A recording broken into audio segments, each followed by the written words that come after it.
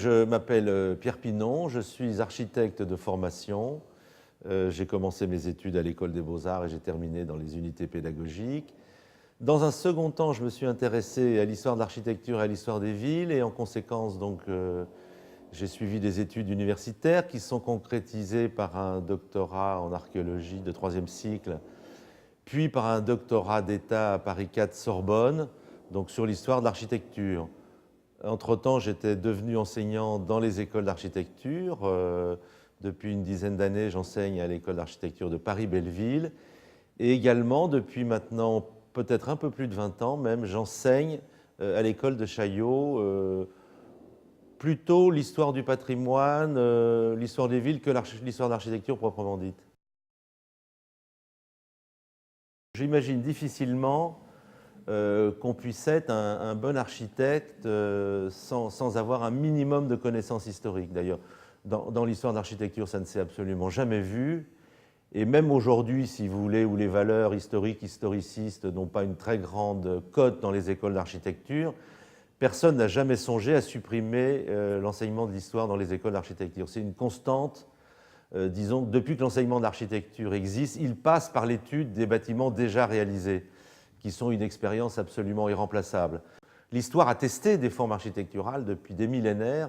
On teste des formes et je prendrai un exemple très simple. Dès l'Antiquité, on sait faire des théâtres ou des amphithéâtres pour qu'il y ait un rapport entre des gens qui écoutent, qui regardent et d'autres qui parlent ou qui agissent, et que la forme du théâtre ou de l'amphithéâtre inventée par les Grecs et les Romains reste toujours la meilleure forme pour faire une salle de spectacle ou une salle de cours.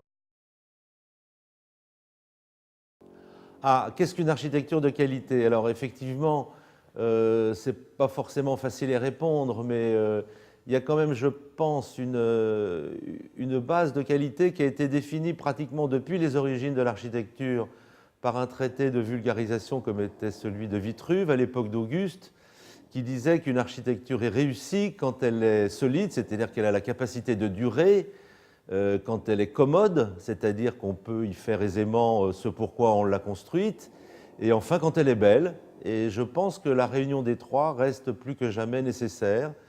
Et il faut bien dire que depuis Vitruve, on a connu bien des dérives d'architecture belle mais pas très commode ou pas très solide, ou ainsi de suite. Je suis extrêmement éclectique. Et je crois avoir écrit ne serait-ce que des petits articles pratiquement sur toutes les époques. Celle que je connais le moins bien, c'est le Moyen-Âge, mais j'ai quand même commis un petit article sur l'urbanisme des Bastides.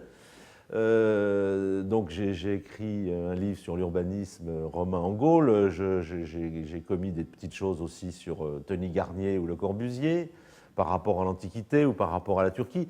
Mais le noyau, disons, de mes recherches s'est concentré entre la fin du XVIIIe siècle et le début du XIXe siècle, je crois tout simplement par amour du néoclassicisme. C'est donc la période néoclassique qui m'intéresse le plus parce que j'aime l'architecture néoclassique, j'aime les colonnes, j'aime les chapiteaux, j'adore les colonnades, les péristyles.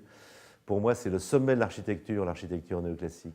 Et celle que je préfère est celle du début du XIXe siècle, disons, sous une période très mal aimée, qui est la Restauration et la monarchie de Juillet. Ce sont vraiment les périodes que je préfère et que je trouve les plus intéressantes, notamment parce qu'on ne parle pas trop et qu'on fait beaucoup.